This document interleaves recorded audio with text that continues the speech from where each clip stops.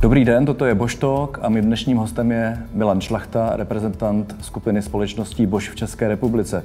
Budu se ho ptát na hospodářské výsledky roku 2020 a také se podíváme na plány letošního roku. Ahoj Milane. Ahoj. Vítám tě opět Bosch Talk. Než se vrhneme na čísla, když řeknu rok 2020, co ti proběhne před očima? No, že jsme nakonec zvládli ten komplikovaný rok dobře. Bo určitě lépe, než jsme na začátku léta očekávali. Rok 2020 byl pro nás hlavně ve výrobě rokem se dvěma úplně rozdílnými pololetími. Z počátku roku vše vypadalo dobře, první 2 měsíce jsme jeli podle plánu ve výrobě, ale i v prodeji. A pak přišel na jaře covid a s ním výrazný útlum, různá preventivní opatření a omezení se všemi důsledky. To si všichni velmi dobře pamatujeme, všechno jakoby zamrzlo, obchody se zavřely. My jsme úplně nezavřeli, v té výrobě nám ale výrazně klesly zakázky, propadly se až o 80%. Zároveň jsme ve všech entitách, ve všech společnostech skokem museli začít fungovat v online prostředí, využívat práci z domova. Částečně nám pomohl, a jsme za to rádi, podpůrný program Antivirus.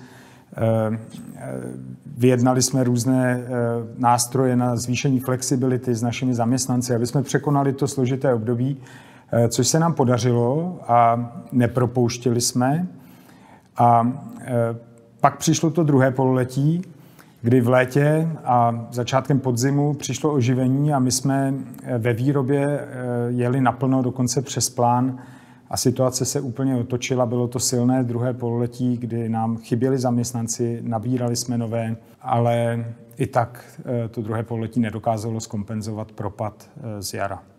Takže to vypadá, že nebýt pandemie, tak by vlastně to byl pro Bosch klidný rok a další rok v řadě s rostoucími obraty. Nevím, jestli klidný, ale plán byl výrazně vyšší, takže to mohl být rok s nárůstem obratu. Přestože naše dominantní oblast podnikání, což je Mobility Solutions, automobilový průmysl, prochází změnami i bez ohledu na pandemii, tak ty očekávání byla prostě vyšší. V té oblasti procházíme hlubokou transformací celého odvětví. Musíme se vypořádávat se stále přísnějšími emisními normami. Nastupuje elektromobilita a mění se i trh a chování spotřebitelů. Jejich požadavky a očekávání. Ta individuální mobilita bude v budoucnu sledovat ty nové trendy, ať už je to ta zmiňovaná elektromobilita, ale i konektivita, autonomní řízení, sdílení aut, skutrů či velice úspěšný segment elektrokola. Tento trend sledujeme již delší dobu a Bosch se na proměnách v mobilitě samozřejmě aktivně podílí. Milane, podívejme se teď na to, jak dopadl pro Bosch rok 2020 v číslech. Mohl bys okomentovat vývoj obratu skupiny v České republice? Tak celkový obrat českých společností Bosch Group, včetně exportu, dosáhl 46,3 miliardy korun, ale meziročně poklesl o 10%. Ty důvody jsem zmiňoval. Prodej, včetně importu, činil 19,7 miliardy korun, což meziročně znamená pokles o 3,7%. S ohledem na pandemii a všechny překážky v průběhu roku, které přinesla, tento výsledek předčil naše očekávání. Já bych na tomto místě ještě jednou rád poděkoval všem zaměstnancům našich společností za to, jak perfektně zvládli rok 2020 a jejich 8 000 v České republice ve všech pobočkách dohromady. Chtěl bych jim poděkovat za jejich nasazení, flexibilitu a loajálnost ke společnosti a za to, jak jsme to zvládli společně. Děkuji.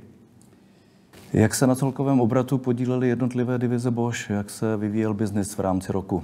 Jak jsem již říkal, největší podíl na obratu naší skupiny má v České republice oblast automobilových komponentů.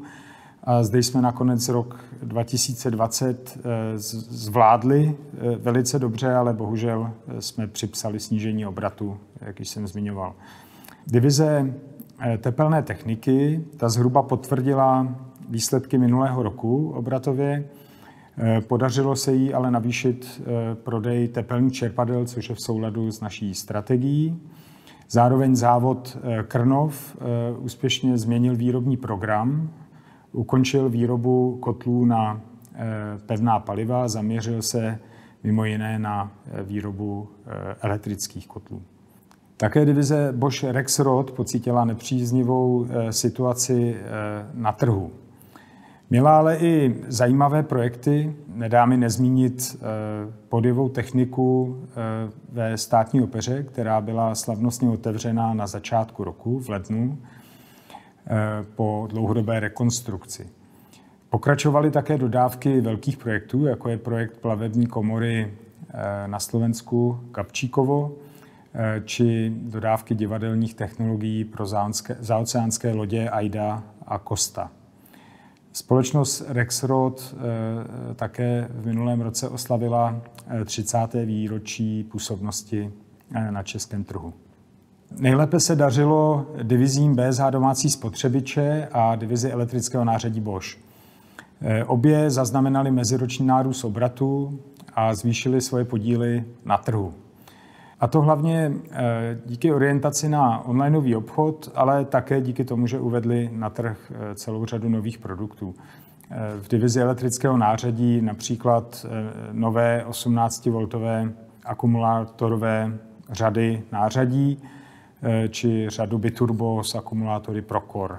Divize Building Technologies se také musela vyrovnat s poklesem poptávky kvůli zpožděným investičním projektům, ale dnes se již připravuje na oživení trhu.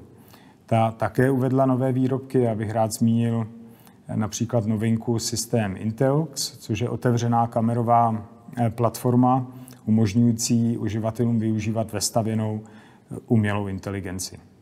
Zmínil si investice. Mnoho firem v roce 2020 zastavilo projekty a hlavně nové investice.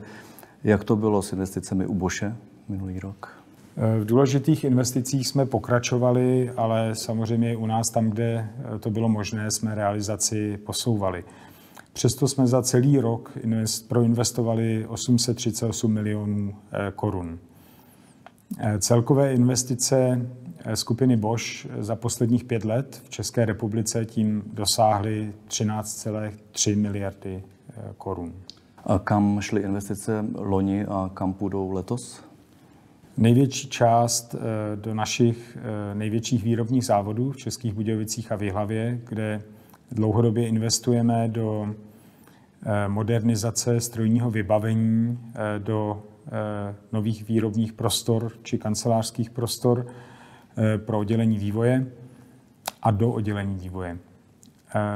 Loni letos pokračujeme v projektech tzv. Průmyslu 4.0 do digitalizace procesů, automatizace a robotizace. V Českých Budějovicích pokračuje letos stavba nové budovy, nové 3podlažní budovy, kde budou sídlit další oddělení vývoje a také budou nové prostory pro laboratoře oddělení kvality. Celková výše investic bude vyšší, přesáhne pravděpodobně 1 miliardu korun. Kdybys měl možnost vybrat jen 3 věci, které se udály v českém Boschi a stojí za připomínku, které by to byly? Na prvním místě bych ještě jednou vyzdvihl, jak zaměstnanci zvládli práci během pandemie. V administrativě, v obchodu oceňuji absolutně bezproblémový přechod na práci na dálku, práci z domova, na onlineové prostředí, přechod do onlineového prostředí, což bylo pro nás, pro všechny velká zkušenost a pozitivní zkušenost, musím říct. Na druhém místě bych vyzdvihl ty velice dobré výsledky v oblasti spotřebního zboží obou divizí. A za třetí bych zmínil náš přechod a příspěvek CO2 neutralitě, kde i české pobočky Bosch mohou říct, že od února 2020 jsou CO2 neutrální, že kompenzujeme veškeré naše emise CO2. A teď, kdybys měl jmenovat 3 důležité klíčové údaje, momenty, události, které budou podstatné pro Bosch v České republice letos? Tak já věřím, že se podaří dostat pod kontrolu tu pandemii a vrátíme se do normálu, což si myslím, že je důležitá věc. V současnosti musíme zvládnout problémy v dodavatelském řetězci, což se týká hlavně oblasti té automobilové techniky, ale nejenom. Ten problém už zasahuje širší oblast průmyslu, ať už se jedná o nedostatky elektronických komponentů pro automobilový průmysl či některých jiných materiálů obecně. V současnosti dochází k omezení výroby v automobilkách, což ovlivňuje nepřímo i náš obchod a naši výrobu.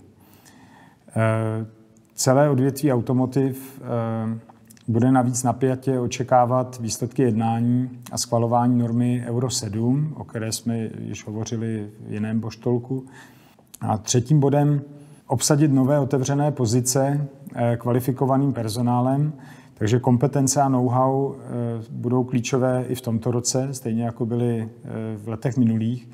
A nejenom s ohledem na postupující digitalizaci a automatizaci našich procesů, ale i z důvodu rozšiřování našich aktivit ve vývoji, kde máme ambice se zabývat více tvorbou softwarových produktů na jedné straně, ale i technologiemi budoucnosti, jako jsou palivové články na straně druhé. A to jsou projekty s vysokou přidanou hodnotou, ale na to potřebujeme správnou kvalifikaci, ty správné odborníky a správné lidi. Za zmínku stojí, že již dnes máme 800 zaměstnanců v odděleních vývoje. Tak to máme výrobu a vývoj. A dalo by se ještě něco říct pro obchodní divize? Třeba zase 3? Možná za každou jednu věc.